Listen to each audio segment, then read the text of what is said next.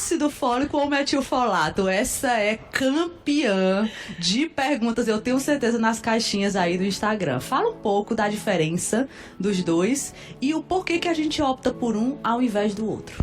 Perfeito, Rebeca. Essa pergunta ela é recorde mesmo. O que acontece? O que é o ácido fólico, né? A vitamina B9. Antigamente se falava muito em começar, olha, vai engravidar, tem que tomar 3 meses de ácido fólico para o bebê não ter um defeito do tubo neural, que é uma malformação, uma alteração. E aí as pessoas tomavam altíssimas doses de ácido fólico, né? Antigamente eram 5 miligramas de ácido fólico, 3 a 4 meses antes da concepção. E hoje a gente já sabe que muitas mulheres, elas não conseguem metilar, elas não conseguem converter esse ácido fólico na vitamina ativa, na B9 ativa, o metilfolato, que é de fato a vitamina que vai ser utilizada no nosso corpo e a que vai prevenir efeitos do tubo neural. Então o metilfolato, ele é a droga ativa, aquela que vai agir diretamente onde precisa agir no corpo, é isso? Exatamente. Só que hoje, infelizmente, muita gente ainda prescreve, consome os polivitamínicos pré-concepção, os prontos. E tudo bem, porque isso muitas vezes é o que tem mais acesso. As pessoas têm mais acesso Sim. a isso. Não é todo mundo que vai ter acesso a uma consulta onde o médico entende da individualidade e vai prescrever cada suplemento de forma individual. Então, muita gente acaba prescrevendo esses polivitamínicos prontos. Mas a grande maioria deles é com ácido fólico.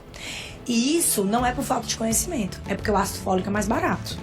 Porque o conhecimento de que o metilfolato é melhor do que o ácido fólico já vem de muito tempo. Quando eu comecei na minha prática, que eu comecei o consultório em 2016, eu já prescrevi metilfolato.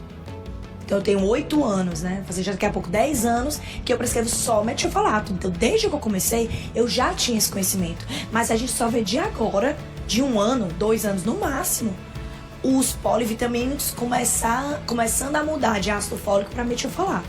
Então, assim, existe uma alteração genética que não consegue fazer com que o corpo da mulher converta o ácido fólico em metilfolato. Então, essa alteração genética, ela é comum.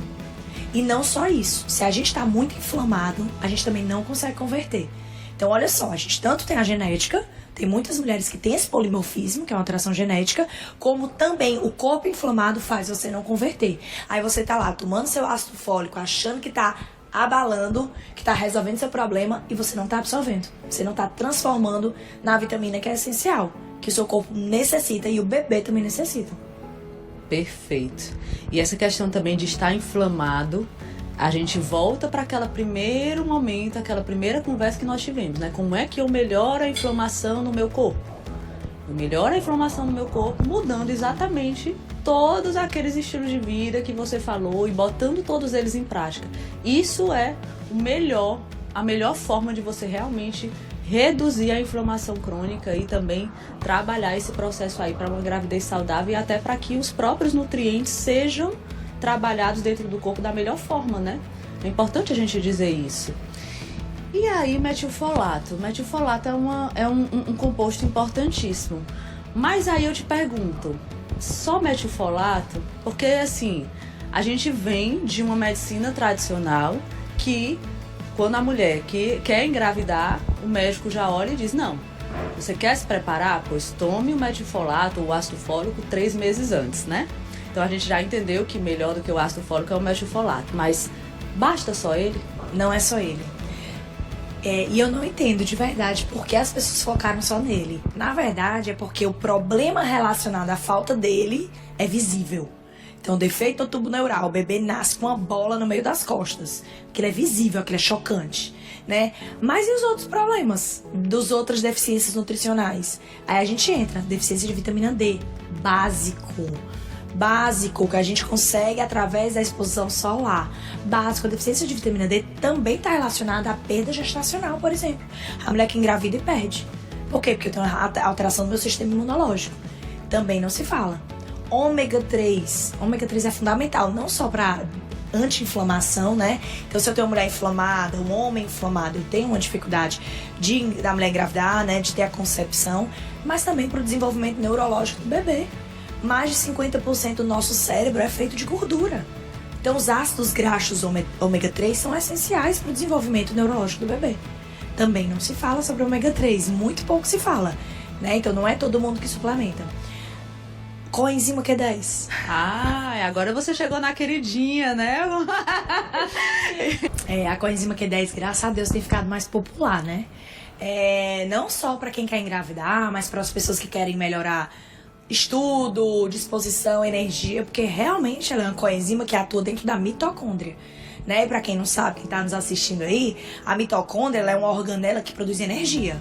Então é aquela usina produtora de energia no corpo. Exato. Então se você não tem nutriente básico pra essa mitocôndria produzir energia, você vai se sentir fadigado. E a última coisa que teu corpo vai querer é que você engravide. Então eu falo assim, olha, imagina, um corpo fadigado, a natureza ela é perfeita. Então, se a mulher tá com deficiência de ferro, que a gente vai falar sobre isso, ela tá com deficiência de energia, a tireoide não tá funcionando, ela tá fadigada, primeiro ponto que altera, libido. Ela não quer namorar, mas porque é natural. O corpo, ele quer preservar a natureza, ele quer preservar você, ele quer preservar a sua vida. Então, pra que ele vai deixar você, entre aspas, engravidar, se aquilo ali pode ser um risco, porque teu corpo, nem ele mesmo tá dando conta dele. Tá no limite, né? Tá no limite, tá no esgotamento, né? Isso é real. Então, se eu não tenho uma energia pra segurar, pra fazer o meu corpo sobreviver, avalia eu ter um bebê lá dentro que vai consumir meus nutrientes. O corpo não tem interesse nenhum, é natureza. Então, se eu tenho uma deficiência, por exemplo, de coenzima Q10, eu não suplemento coenzima Q10, que a gente precisa suplementar realmente, porque é difícil, a grande maioria desgasta, perde muito a coenzima Q10, eu acabo tendo a minha mitocôndria que não trabalha tão bem, eu acabo não tendo um óvulo, um espermatozoide que preste, né, de boa qualidade. Então é também um nutriente essencial nesse período de pré-concepção, né? Pelo menos uns 90, 100 dias aí antes de engravidar. E é interessante essa questão da coenzima Q10, porque é uma coisa que eu falo muito para aquele público principalmente. Claro que isso não exclui aquelas mulheres com menos de 35 anos, elas também precisam ter esse cuidado. Mas principalmente para aquelas mulheres com mais de 35 anos, porque a gente sabe que naturalmente o corpo vai deixando de produzir a coenzima Q10. E aí, qual é o problema disso tudo? É porque aqueles óvulos que estão sendo ali recrutados dentro do ovário, no folículo, a cada mês que vão sendo liberados, eles vão perdendo a capacidade de sofrer esse processo natural de duplicação, de triplicação, quadritriplicação, quando ele é fecundado pelo espermatozoide. Ou seja, é um óvulo que mesmo quando é ali fecundado por um espermatozoide, que a gente pode até atribuir que é um espermatozoide saudável, ele não vai ter energia para formar um bebê. Pra virar um blastocisto, para virar um embrião. Para virar uma pessoa como a gente. Né? Então isso é importante porque são mulheres que têm uma tendência a ter mais aborto de repetição por defeitos no embrião. E isso está muito relacionado também com não somente deficiências de nutrientes importantes, mas também com falta de energia para esse processo acontecer de uma forma saudável, né?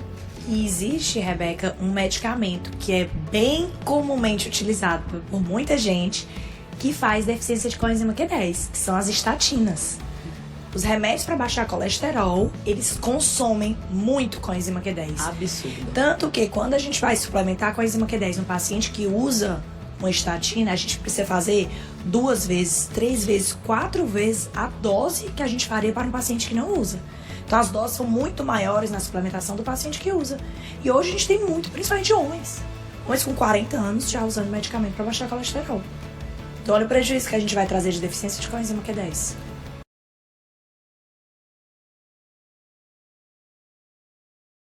E eu não entendo de verdade por que as pessoas focaram só nele. Na verdade, é porque o problema relacionado à falta dele é visível. Então, defeito ao tubo neural, o bebê nasce com uma bola no meio das costas. Aquilo é visível, aquilo é chocante, né? Mas e os outros problemas? Das outras deficiências nutricionais? Aí a gente entra, deficiência de vitamina D, base.